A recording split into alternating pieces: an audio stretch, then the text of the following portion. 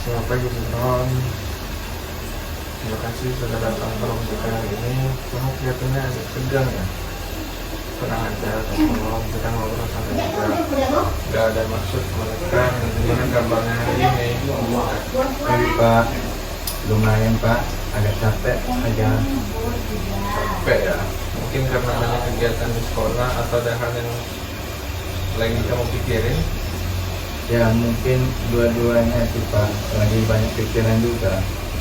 Baik, kita di sini bisa bicarakan apa aja yang kamu rasakan ini. Semua yang kamu ceritakan akan Ibu jaga rahasianya. Bapak juga ingin bantu kamu supaya bisa merasa lebih baik dan bisa fokus belajar lagi.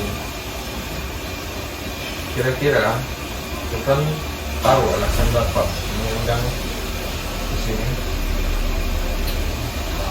Mungkin karena saya ketahuan merokok lagi di belakang kantin ya Pak.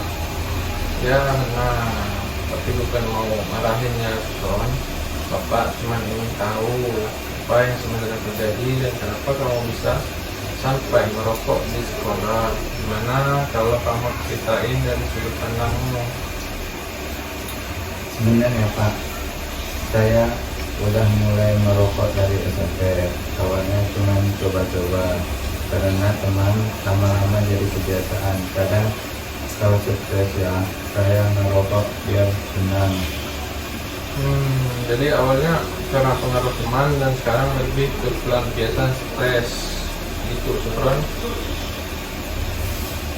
Iya Pak, soalnya kadang di rumah juga banyak masalah orang tua, sering ribut, jadi saya lebih sering di luar rumah. Di sekolah juga kalau lagi pusing sama tugas atau pelajaran yang merokok aja biar pikiran aja dengan. Bapak paham, Sukron. Sepertinya kamu merasa rokok bisa bantu kamu buat mengurangi stres atau tenang saat. Ya kayak gitu Pak, tapi saya juga tahu kalau itu salah dan bisa kena hukuman. Kamu sadar itu salah, itu langkah bagus, Sukron. Artinya, kamu masih punya niat baik untuk berubah. Kalau boleh Bapak tanya, waktu kamu ngerokok di sekolah, kamu mikir apa yang bisa terjadi kalau ketahuan? Sebenarnya saya udah tahu bakal ditegur, tapi kadang saya kayak enggak peduli Pak, lagi pengertian aja. Kadang rasa kayak udah kebiasaan Pak. Kamu merasa seperti tidak bisa nahan itu? Ya Pak, kadang saya udah niat berhenti, tapi kalau melihat teman-teman merokok saya ikut lagi Pak. Kebiasaan memang sudah susah diubah, apalagi kalau lingkungan sekitar mendukung kebiasaan itu. Tapi Pak Sukron, tahu nggak kalau tubuh kamu sebenarnya bereaksi negatif setiap kali kena nikotin dari rokok? Tahu sih Pak, katanya bisa bikin paru-paru rusak ya Pak. Betul. Selain itu, rokok bisa turunin stamina, bikin kamu lebih gampang lelah, dan bahkan pengaruhi konsentrasi belajar. Bapak penasaran, kamu pernah merasa sesak napas atau batuk-batuk akhir-akhir ini, Sukron? Ya Pak, kadang batuk terus apalagi kalau pergi.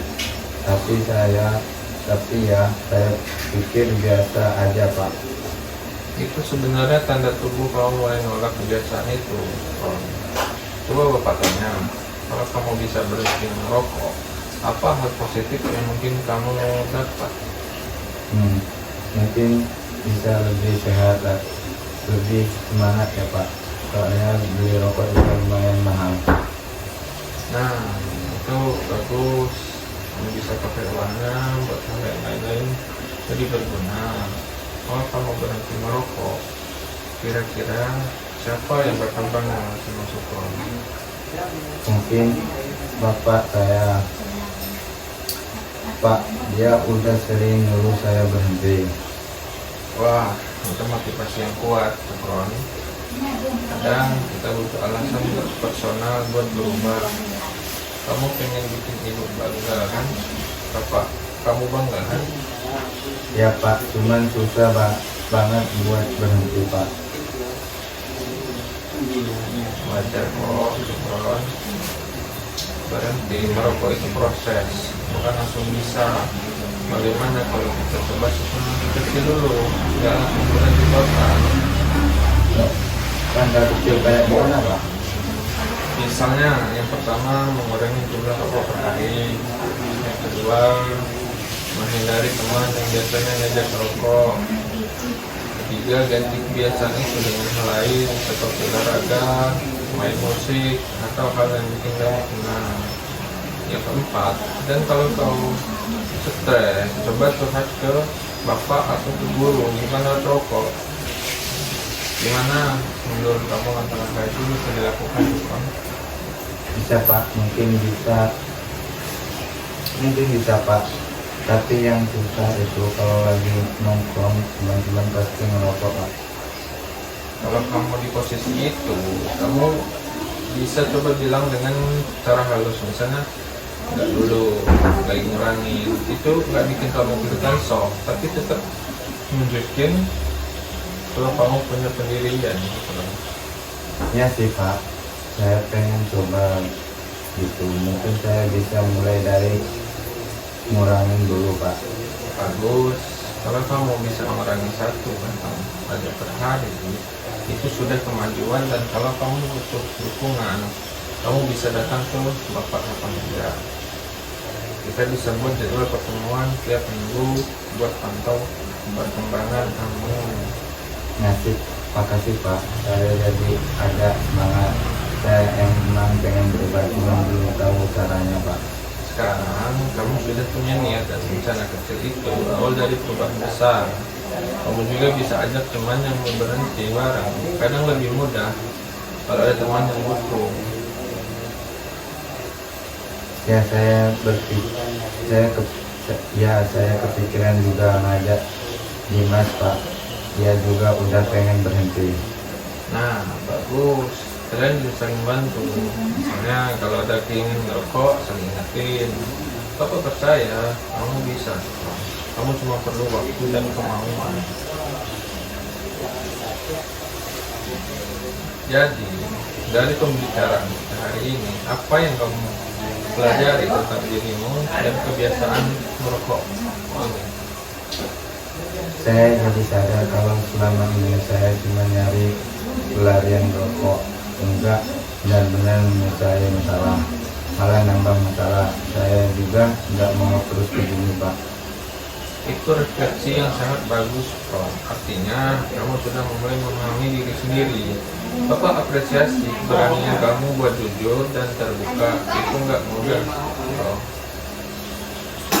Makasih Pak, saya jadi merasa lebih ringan setelah diceritain Pak. Bapak juga senang dengan itu. Kita sepakat ya, minggu depan kita ketemu lagi buat niku lihat perkembangan kamu dalam usaha berani rokok. Bapak bantu pantau dan kamu tetap berusaha sesuai rencana yang tadi kita buat. Siap Pak, saya akan mencoba semampu saya Pak. Itu semangat yang Bapak suka. Ingat, perubahan nggak harus sempurna, tapi harus terus berjalan. Kamu bisa mulai dari langkah kecil, dan Bapak yakin kamu bisa melangkah jauh. Terima kasih Pak, saya janji mau berubah. Sama-sama, syukron, semangat terus ya. Kalau kamu butuh cerita atau butuh bantuan, Bapak terus saya bantu. Sekarang kamu boleh kembali ke kelas. Semoga harimu lebih baik hari ini. Baik Pak, terima kasih ya Pak ya.